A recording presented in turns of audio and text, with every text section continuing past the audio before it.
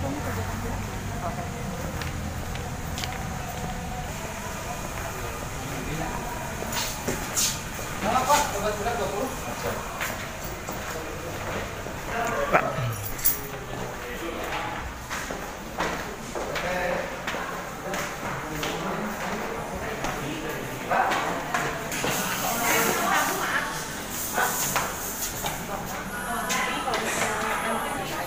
Pak. Ya, belum ya. Kayaknya udah belum. Dimasuk lagi aja. Oh iya. Assalamualaikum warahmatullahi wabarakatuh. Waalaikumsalam. Bapak Ibu, selamat datang di Museum Bumbu Sate. Perkenalkan, nama saya Ilham. Di sini sebagai edukator Museum Bumbu Sate. Nah, saya di sini yang bakalan nemenin Bapak Ibu dari awal sini sampai nanti akhir di belakang. Kita bakalan cari tahu mengenai Museum Gedung Sate, dan sebelum dibangunnya Gedung Sate ya. Nah, baik, kita langsung aja ya Bu ya ke materinya ya. Nah, baik, jadi pada saat itu tahun 1810-an, nah jadi kita flashback dulu ke belakang sebelum dibangunnya Gedung Sate. Nah, kita flashback dulu ke belakang 100 tahun sebelum dibangun. Nah, jadi dulu tuh Bandung adalah desa kecil Ibu yang diapit oleh dua sungai Cikapundung sama Sungai Citarum. Nah, terus pada saat tahun 1810-an ada seorang jenderal namanya William Dandos ini ya. Beliau menjabat sebagai gubernur Hindia Belanda. Nah, beliau diperintahkan untuk menjaga Pulau Jawa dari serangan musuh, Bapak Ibu. Nah, musuhnya pada saat itu adalah tentara Inggris. Tentara Inggrisnya udah masuk ke Pulau Jawa. Nah, makanya beliau disuruh untuk membuat jalan dari Anyer ke Panarukan sepanjang 1000 km. Nah, boleh Bapak Ibu bisa lihat di sini ya. Ini rutenya. Nah, dari Anyer itu sebelah ujungnya barat Pulau Jawa sampai sebelah timurnya Pulau Jawa.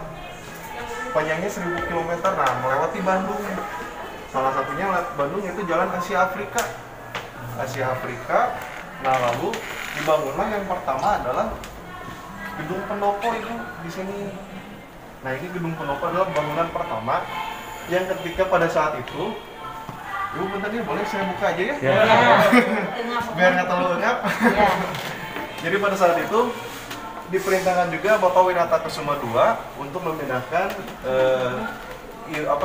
ibu kota kabupaten pada saat itu ke alun-alun Bandung. Nah, dipindahkanlah ke alun-alun Bandung. Nah, ini yang pertama dibangun yaitu Pendopo. Nah, Di lokasi alun-alun. iya, di lokasi alun-alun yang dekat dengan Jalan Raya The Route Posway yang 1000 km itu. Nah, lalu salah satu fasilitas seperti perekonomian gitu ya dibangunlah yaitu Pasar Baru. Dulu tuh kayak gini Pasar Baru yang ada di Jalan Otista.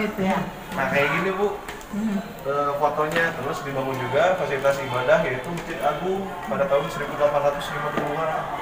Udah beda ya sekarang ya, udah modern bisa jauh ya. Terus terus dibangun juga Gedung Pakuan yang sekarang dijadikan rumahnya dinas Bapak Gubernur Bapak Haji Ridwan Kamil ya.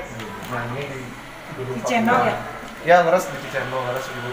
Terus semakin majunya Bandung tuh dibangun hotel-hotel Bapak Ibu ya. Jadi seperti Hotel Pullman pada saat itu, terus ada Hotel Express juga. Nah, ada dari turis luar negeri juga datang ke Bandung, adanya hotel seperti ini, jadi bisa nginep. Terus masuklah pada tahun 1800-an, yaitu jalur kereta api. Nah, dulu mah pakai andong, jadi dari Bandung ke Jakarta tuh. Jadi nanti di super gitu ya. Nah, udah gitu, udah masuk jalur kereta api di sini.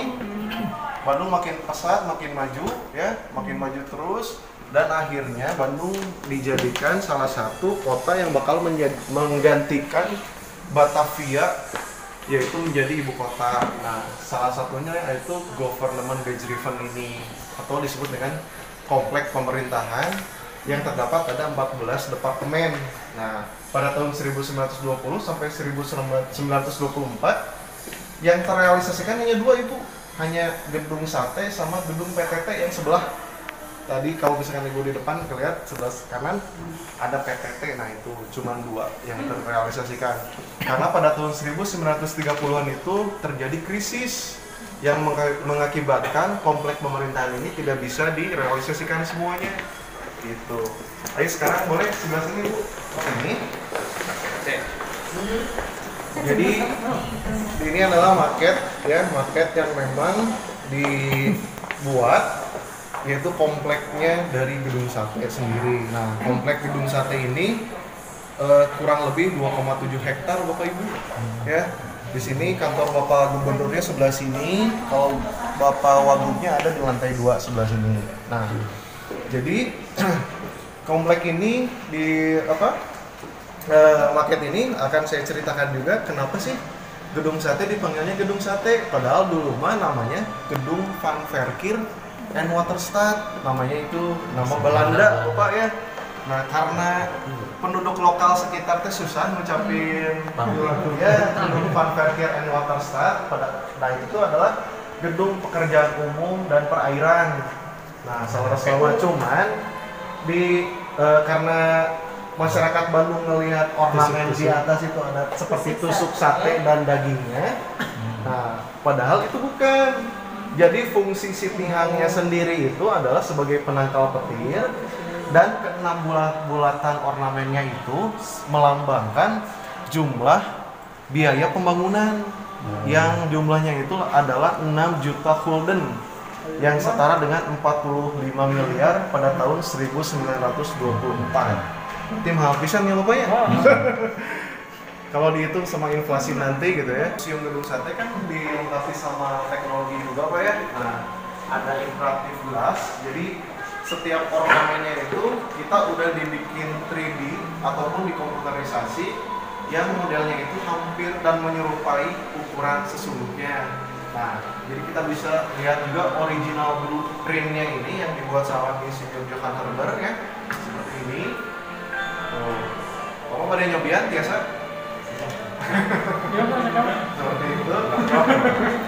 Coba cabut coba. Nah, boleh digeser. Masih kayaknya enggak. Oh, kita di back ya. Nah, sekarang CAD-nya seperti ini. Ini adalah bentuk dari CAD-nya ya. CAD-nya sendiri. Terus ini 3D model. Nah, 3D model ini kayak ornamen yang misalkan kayak di atas Pak, di menara itu bentuknya seperti balai nyuncung.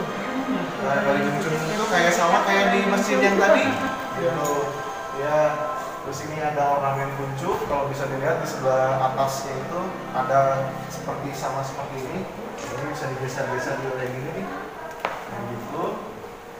Terus ada 3D modelsnya, oh iya 3D models, ini 3D scan. Nah kalau ini lebih ke, kalau misalkan amit-amit gitu ya, misalkan gedung sate terjadi kayak misalkan ledakan, hancur, nah tapi kita udah punya ukuran yang sesungguhnya nanti kalau terjadi apa-apa bisa dibenerin lagi ya gitu.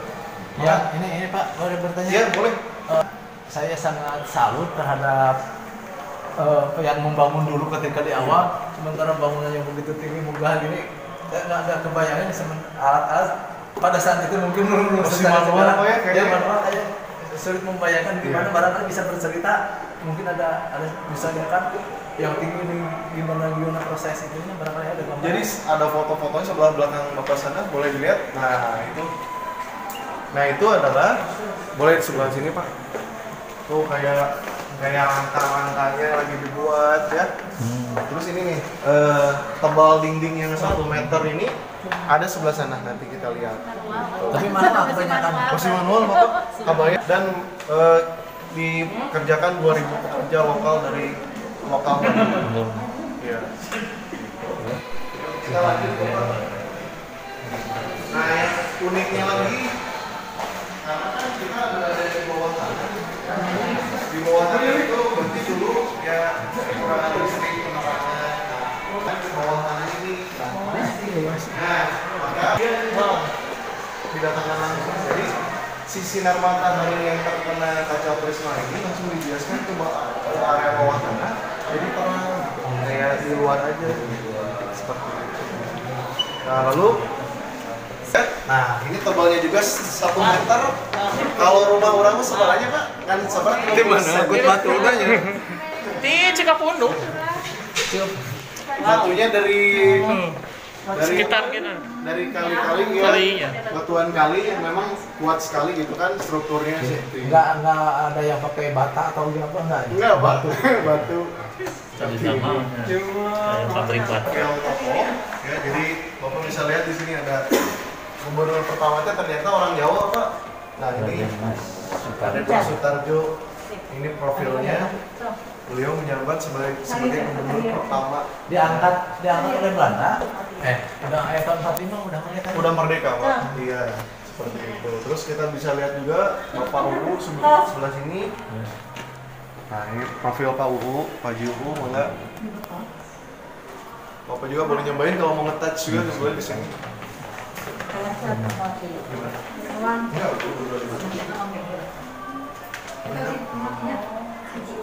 Enggak, di atas itu ada namanya sirine Pak. Nah sirine ini teh untuk memberitahu penduduk sekitar kalau misalkan ada tanda bahaya pada saat itu, ada katakanlah kayak misalkan serangan musuh ataupun ada bencana alam, nanti dinyalakan sirinenya. Nah seperti itu. Siram, ya Pak. Ini. Nah radiusnya itu kurang lebih 10-40 km Pak. Masih kedengar. Sampai ke Cianjur, Sumedang, Cicalengka, Kadangu Pak. Tasik semua. Tasik Tapi bro, ketika suasana seperti sekarang ini belum pernah dibunyikan itu. Nah, kalau tanggal 3 Desember sampai tanggal 3 Desember dan tanggal 17 Agustus. Cuman radiusnya sudah tidak seperti dulu. Semuanya. Ya, mau bagikan ke Gasibu, Pak Yun. Ada teh. Soalnya karena kan udah ada distorsi suara kayak bangunan-bangunan, terus suara-suara kendaraan. Oke, sekarang kita langsung aja ke audio visual. Begitunya.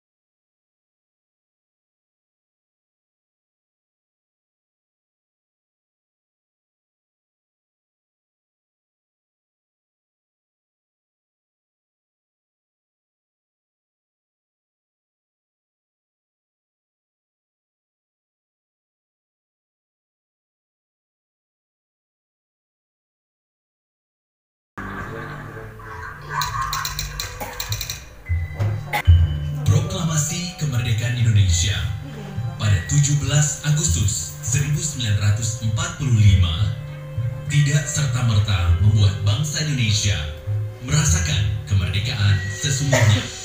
Berbagai pihak ingin menguasai dan mengancam kedaulatan bumi pertiwi. Hari Sabtu, 24 November 1945, Bandung bergemuruh. Tentara Sekutu Gurkha dan Nika tiba dan mengepung Gedung Sate sebagai sasaran utama untuk menguasai kota Bandung. Situasi mencekam dan kegaduhan pun perlahan memecah keheningan menjadi ketegangan. Banyaknya pasukan yang mengepung serta suara yang semakin bergemuruh membuat karyawan yang berada di dalam Gedung Sate semakin gelisah. Namun, tak ada kata mundur bagi 21 angkatan muda Kementerian Pekerjaan Umum saat itu.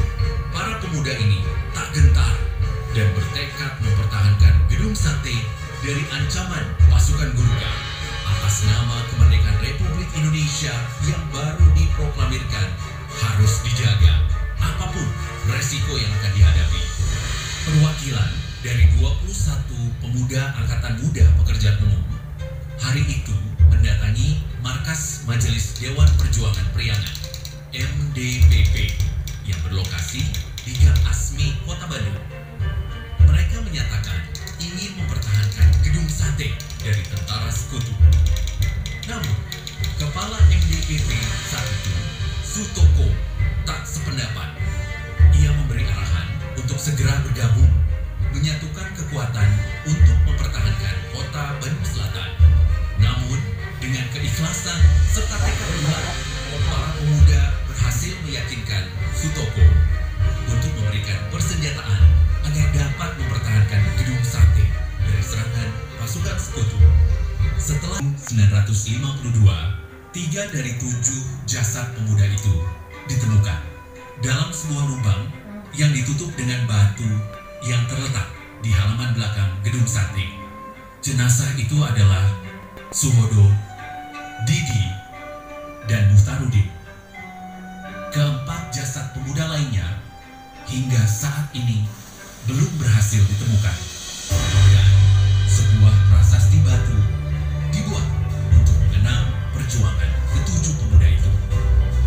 Sejak saat itu, tanggal 3 Desember ditetapkan sebagai Hari Bakti bagi Kementerian Pekerjaan Umum dan Perumahan Rakyat. 7 pemuda, sebuah kisah tentang kebaktian pemuda yang rela berjuang hingga titik darah penghabisan demi keutuhan dan kedaulatan Ibu Pertiwi, Republik Indonesia.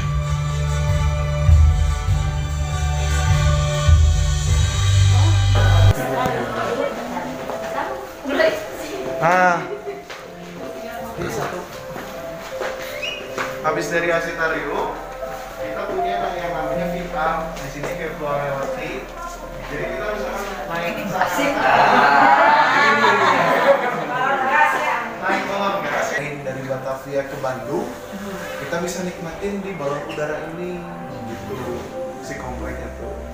Jadi virtual kan? Gue beri nyampe apa? Sampai di foto. Tuh foto itu. Mohon pisan atas lengkap ke Museum Gedung Sate. Atur non pisan. Sama-sama ya, sama. Mohon pada mohon. ya. Ada sawah sama bisa. Malah mana? Nanti sana itu diparkir Pak. Nah, ini milarian toilet, ini toilet.